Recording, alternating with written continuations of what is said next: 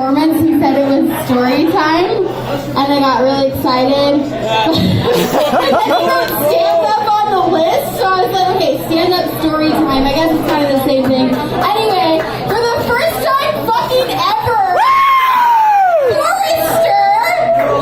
Yeah!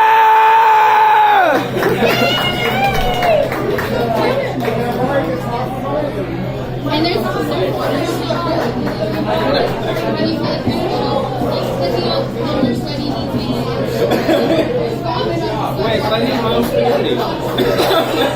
Oh, also, side note, last Christmas, on Christmas Eve, was it Christmas Eve?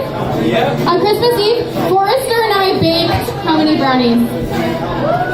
At least 300. At least 300 brownies and delivered them to people like all over. Or he did, actually. I just helped bake them. But he does this awesome thing every year called the Brownie Drive. I probably shouldn't announce it because then people will sign up. But he just dedicates his Christmas Eve to baking brownies like for whoever wants them, and then spends all Christmas delivering them to people for free. You have special brownies? Anyway, here's Forrester. Alright, first and foremost, let's give it up for all the previous bands. They were Yeah! Woo! And then there was my act. But essentially what I'm going to do is I'm going to tell you a story. Interesting things happen to me, so I'm hoping you find it as amusing as I do. But I'm going to tell a story that revolves around my car. So, my car... Hold the mic! Hold it! Oh, that's a good idea. Yeah! Oh, Lord.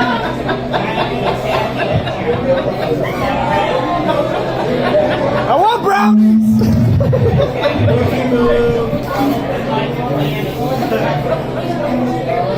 Alright, is my shame audible now? Yes! Okay, that's good. Yeah! So I'm going to just tell you a story. The story revolves around my car. So I have a car named Boombox. Yeah. And Boombox is a piece of shit. But Boombox is the miracle car. This car has literally been through hell and back and hell and back. It's a beautiful car. We call it the miracle car. And kind of to give you an idea, like, this car has survived through me not changing the oil for a year and a half, me putting Kool-Aid in the transmission tank, sugar-free Kool-Aid. The internet said it would work. And believe it or not, I drove this fucking thing off the side of a cliff and crashed into a bunch of trees. Yeah. 4x4! That's its own story. But this car has survived all of that. Well, applause for Boombox. He is immortal. But this story occurred during senior year of high school. We were like 17 or 18. My friend and I decided that we were going to ditch school because life was kind of meh. And so we played hooky. I drive over to my friend's house, I pick him up, and we head off to Santa Cruz to go enjoy some beach time. Yeah!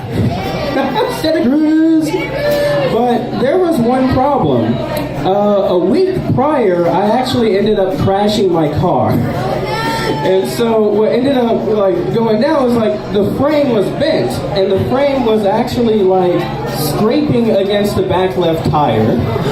And I had been driving my car for a week like that. And the damn thing was making smoke and stuff, but I couldn't tell where it was coming from. And I'm like, that's Boombox, it'll be fine.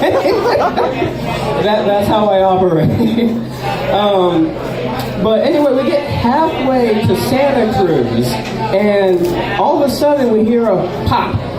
The tire exploded. And we were on Pecker's Pass. We just got into Santa Cruz County. We pull over to the side, and dear God, we look in the trunk, there is no spare tire. I left the spare tire at home. What the hell?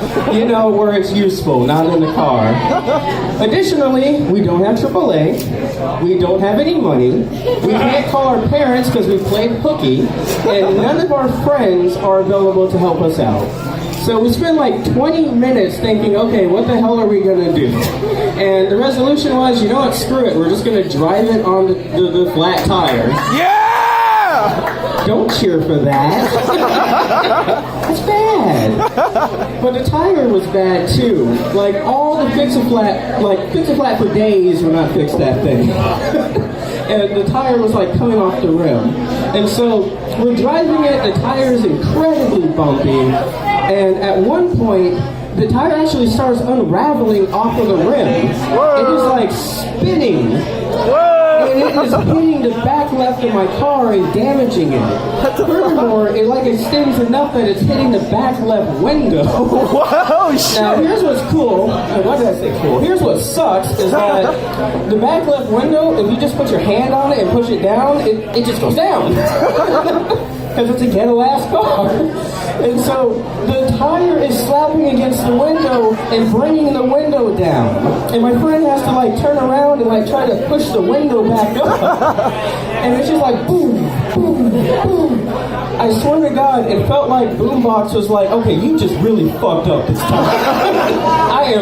It was like the car was trying to get in there and hurt me. And I'm like, Boombox, I'm so sorry. Well, it gets a little worse. A few minutes later, I get a call from a friend at school. And she's like, hey, where are you? People are looking for you. And I'm like, what do you mean people are looking for me?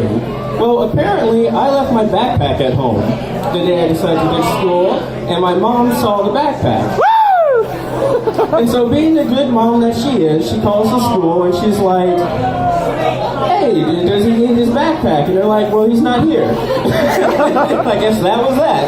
And so I'm like, great, I ruined my car, and I'm screwed. So that was the thing. Well, we get into town and we're almost home, and we are now riding on just the rim. All you hear is